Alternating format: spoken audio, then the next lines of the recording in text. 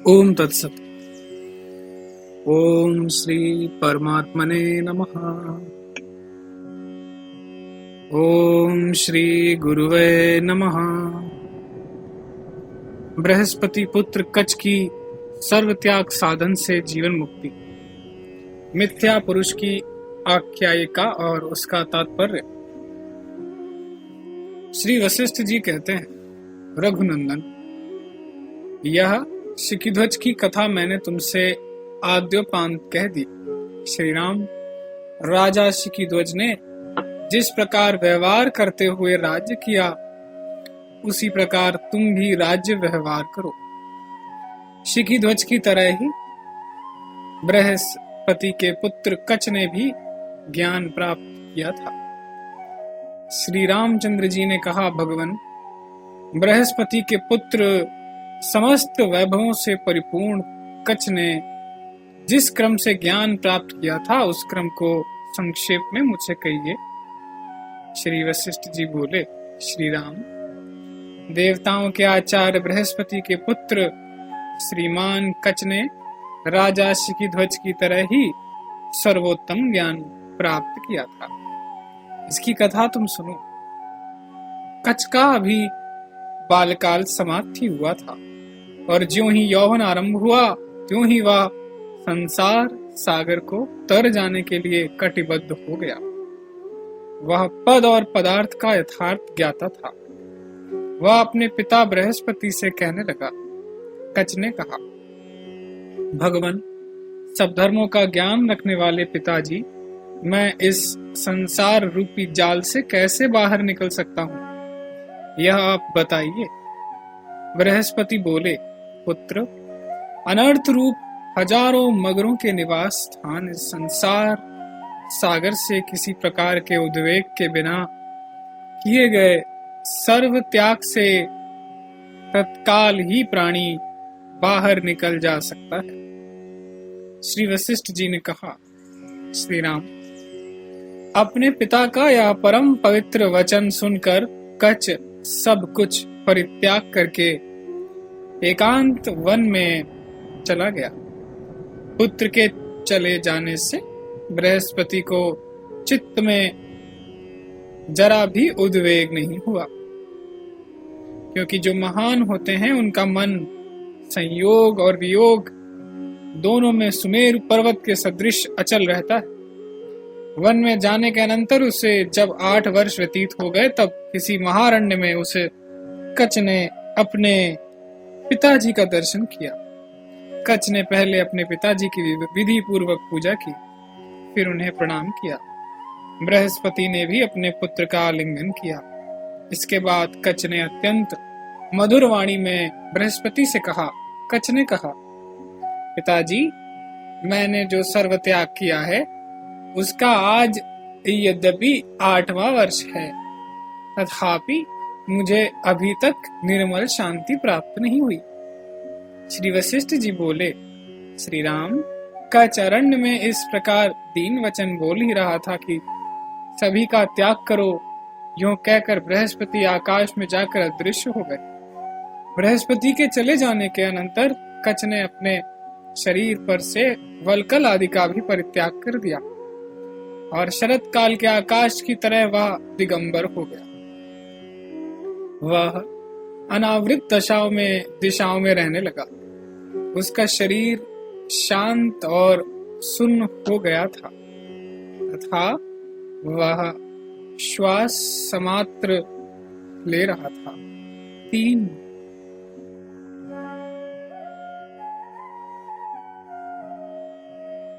3 वर्ष के बाद खिन्न चित्त उसने किसी एक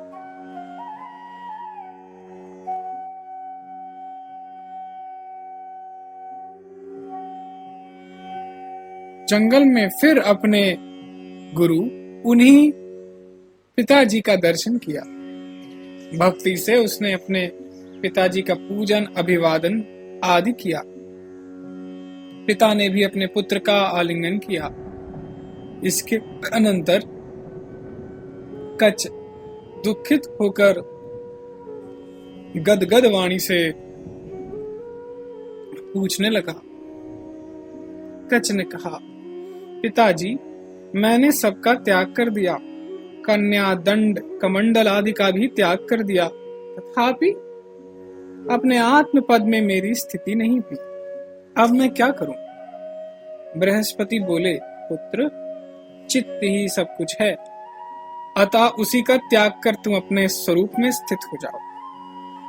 सर्वज्ञ लोग चित्त त्याग को ही सर्व त्याग कहते हैं। श्री वशिष्ठ जी ने कहा, श्री राम, पुत्र से ऐसा कहकर बृहस्पति शीघ्रता से आकाश में उड़ गए। उसके अनंतर अंतःकरण से खेद निकालकर वह कच त्याग के उद्देश्य से चित्त की खोज करने लगा। खोज करने पर भी जब उसे चित्त की प्राप्ति नहीं हुई, तब उसने विवेक पूर्वक विचार किया कि देह आदि जो भी कुछ ये प्रसिद्ध पदार्थ हैं, वे तो चित्त नहीं कहे जा सकते, और उनमें चित्त कहाँ रहता है इसका भी निरूपण नहीं हो सकता। इसलिए बेचारे अपराध शून्य देह आदि का मैं व्यर्थ ही क्यों त्याग करूं? इस परिस्थिति में अब चित्त स्वरूप महाशत्रु को जानने के लिए पिताजी के पास ही जाता हूं। उनसे जानकर मैं उसका त्याग करूंगा। तदनंतर शीघ्र ही समस्त शोकों से मुक्त हो जाऊंगा। रघुवर, ऐसा विचार कर वह कच स्वर्ग में चला गया तथा बृहस्पति के पास जाकर उसने स्नेह पूर्वक वंदना और प्रणाम किया। फिर एकांत में उसने पूछा, भगवान, चित्त क्या है? इसका आप मुझे उपदेश दीजिए और चित्त का स्वरूप भी बतलाइए, जिससे कि मैं उसका त्याग करूं। बृहस्पति ने कहा, आयुष्मान, चित्त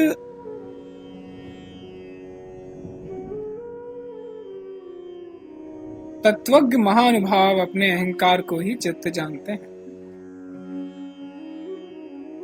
अतः प्राणी का जो यह भीतरी अहम भाव है, वही चित्त कहा जाता है। कच ने कहा, 33 करोड़ देवताओं के गुरु महामते, अहम भाव ही चित्त रूप कैसे हो सकता है? उसे मुझसे कहिए। योगियों में श्रेष्ठ, मैं तो मानता हूं कि इसका त्याग इतना असंभव सा है कि किसी प्रकार सिद्ध हो ही नहीं सकता। इसलिए इसका त्याग कैसे होगा? बृहस्पति ने कहा, पुत्र, अहंकार रूप चित्त का त्याग तो फूलों के मर्दन से भी और नेत्रों के मिलन से भी अत्यंत सुलभ, अतः इसके त्याग में तनिक भी क्लेश नहीं। तनय, इसका त्याग जिस उपाय से सुलभ होगा, वह उपाय मैं तुम्हें बतलाता हूं, सुनो। जो वस्तु केवल अज्ञान से उत्पन्न है, उसका परमात्मा के यथार्थ ज्ञान से विनाश हो जाता है। पुत्र, जैसे मिथ्या भ्रम कुछ वस्तु नहीं, वैसे ही अहंकार भी वास्तव में कुछ है ही नहीं। अज्ञानियों की दृष्टि से वह उसी प्रकार असत होता हुआ भी सत सा प्रतीत हो रहा है, जिस प्रकार बालक की दृष्टि से असत बेताल प्रतीत होते हैं। जैसे रज्जु में भ्रांति से बिना हुए ही सांप दिखाई पड़ता है, जैसे मरुभूमि में बिना हुए ही जल दिखाई पड़ता है, वैसे ही अज्ञान से अहंकार भी मिथ्या ही प्रतीत होता है। जैसे चंद्रमा एक ही है, परंतु नेत्र दोष से मिथ्या ही दो दिखाई देता है, वैसे ही यह अहंकार अज्ञान से ही दिखाई देता है। वह अज्ञान से प्रतीत होता है, इसलिए तो असत्य नहीं है और वास्तव में है नहीं, इसलिए सत्य नहीं।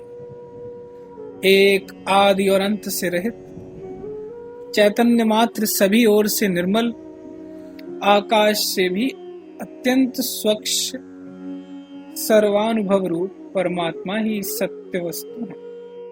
सभी जगह और सभी प्राणियों में निरंतर सब ओर से प्रकाश करने वाला वही एक विज्ञान आनंद घन परमात्मा उसी प्रकार प्रकाशित होता है, जिस प्रकार समुद्र की चंचल अनंत तरंगों में जल, विवेक पूर्वक विचार करना चाहिए कि यह अहंकार नाम की वस्तु कौन है और किस प्रकार किससे उत्पन्न हुई।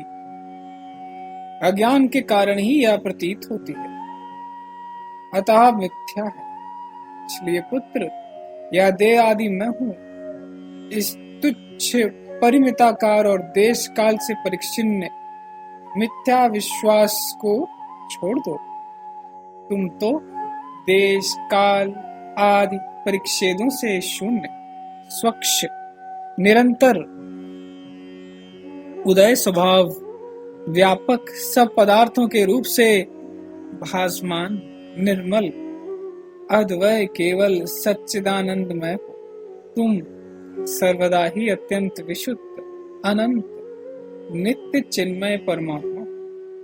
कच सत स्वरूप तुम्हारा यह अहम भाव क्या वस्तु है? अर्थात कुछ नहीं।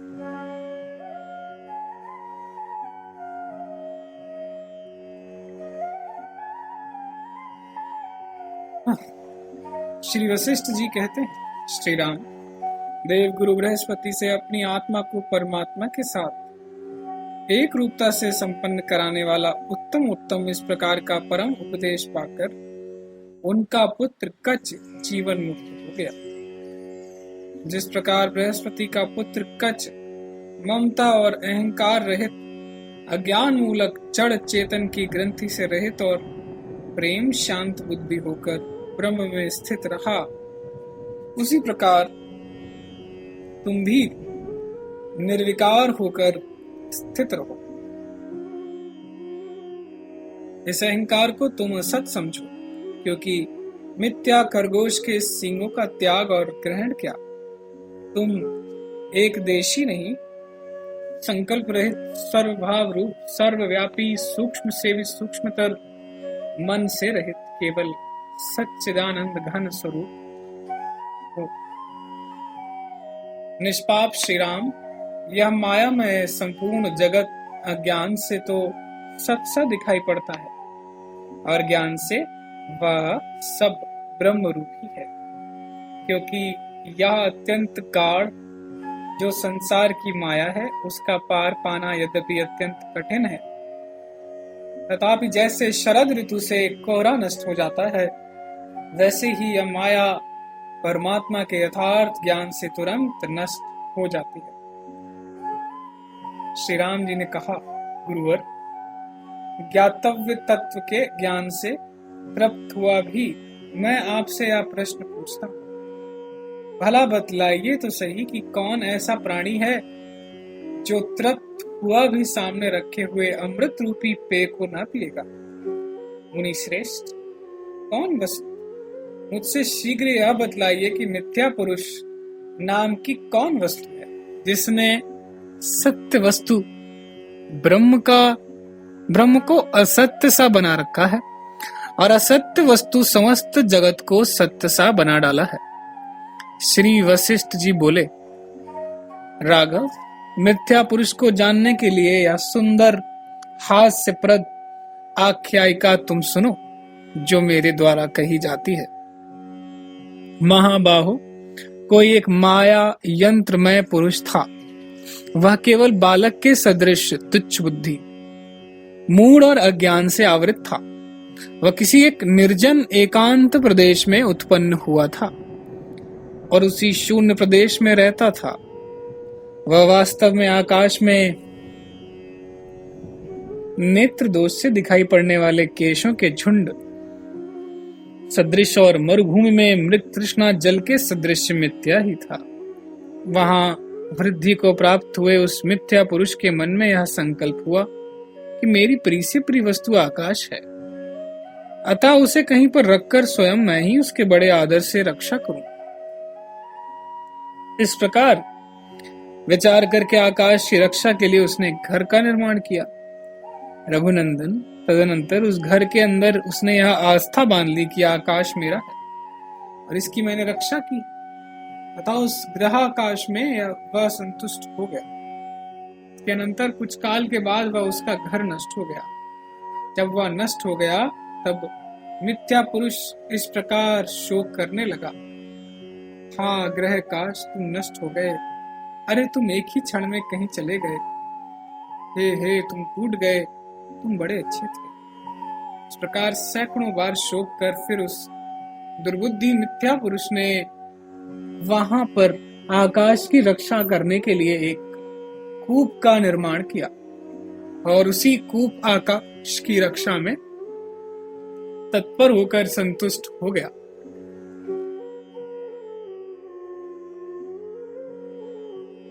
कुछ समय के बाद उसका वह कूप भी नष्ट हो गया। जब कृपाकाश का नाश हो गया तब वह महान शोक सागर में निमग्न हो गया। कृपाकाश के लिए शोक कर चुकने के अंतर उसने तत्काल ही एक घड़े का निर्माण किया और घटाकाश की रक्षा में तत्पर होकर संतुष्ट हो गया। रघुकुल श्रेष्ठ, काल से उसका वह घट भी नष्ट हो गया।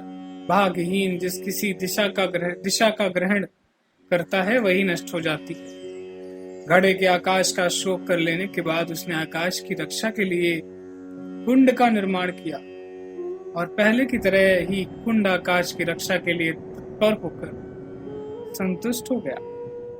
काल के बाद उसका कुंड भी उसी प्रकार विनाश को प्राप्त हुआ जिस प्रकार तेज से अंधकार का नाश हो जाता है। कुंड आकाश के विषय में भी उसने महान शोक किया। कुंड के आकाश का शोक करने के बाद उसने आकाश की रक्षा के लिए एक ऐसे घेरे का निर्माण किया जिसमें चारों ओर कमरे तथा बीच में एक बड़ा कमरा था। फिर उसी के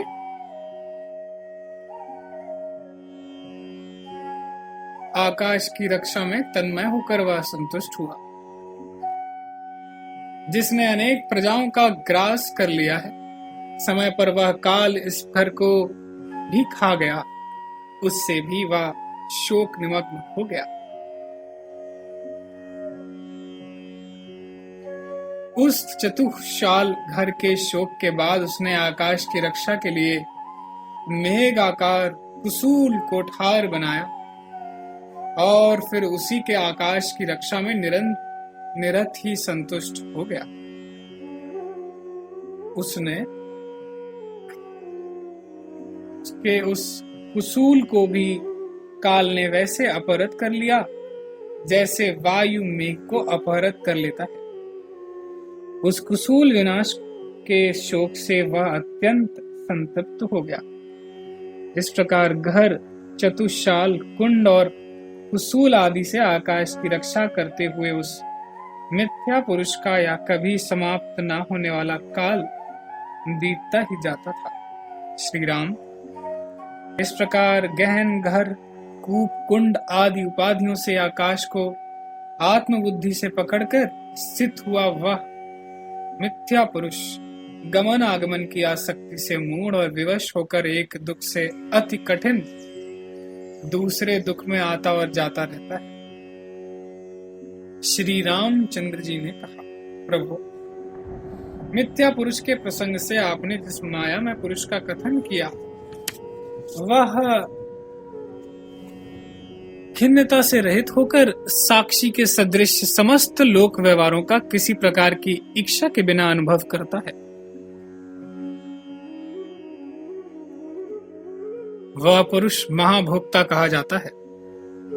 जैसे समुद्र नाना नदियों के जल को समान रूप से ग्रहण करता है, वैसे ही जो मनुष्य न्याय से प्राप्त बड़े बड़े सुख दुखों को समान रूप से ग्रहण करता है, वह महाभोक्ता कहा जाता है। जो पुरुष कड़ुए, खट्टे, नमकीन, तीते, मीठे, खारे, स्वादु या अस्वादु भी न्याय से प्राप्त अन्न को समान बुद्धि से खा लेता है, वह महाभोक्ता कहा जाता है। काम्य कर्म, निषिद्ध कर्म, सुख, दुख, जन्म और मृत्यु का जिसने विवेक पूर्वक सर्वथा त्याग कर दिया है, वह महात्यागी कहा जाता है। संपूर्ण इच्छाओं, समस्त संशयों, वाणी, मन और शरीर की सभी चेष्टाओं तथा संपूर्ण सांसारिक निश्चयों का जिस पुरुष ने विवेक पूर्वक सर्वथा त्याग किया है वह महात्यागी कहा जाता है। यह जितनी भी संपूर्ण दृश्य रूप मन की कल्पना दिखाई दे रही है उसका जिस पुरुष ने अच्छी तरह से त्याग किया वह महात्यागी कहा जाता है। निष्पाप श्री राम देव देवेश भगवान शंकर ने बहुत दिन पहले भृंगीश को इस तरह का उपदेश दिया था। श्री राम सदा प्रकाशमान निर्मल स्वरूप आदि और अंत से शून्य केवल पर ब्रह्म ही है। ब्रह्म से अतिरिक्त कुछ भी पदार्थ नहीं, क्योंकि इस संसार में जो कुछ भी प्रतीत होता है वह सब कुछ कल्पों के कार्य का एकमात्र मूल कारण निर्विकार परमात्मा स्वरूप पर ब्रह्म ही है। वह परमात्मा बड़े बड़े अनेक सर्गों से विशाल आकार वाला होने पर भी वास्तव में आकाश के समान निराकार ही है। कहीं पर भी कुछ भी पदार्थ, फिर चाहे वह स्थूल हो, सूक्ष्म हो अथवा कारण हो, सदा एक रस परब्रह्म से भिन्न किसी तरह नहीं हो सकता। इसलिए तुम, मैं सदरूप ब्रह्म हूं, इस प्रकार का अपने अंदर निश्चय करके स्थित रहो।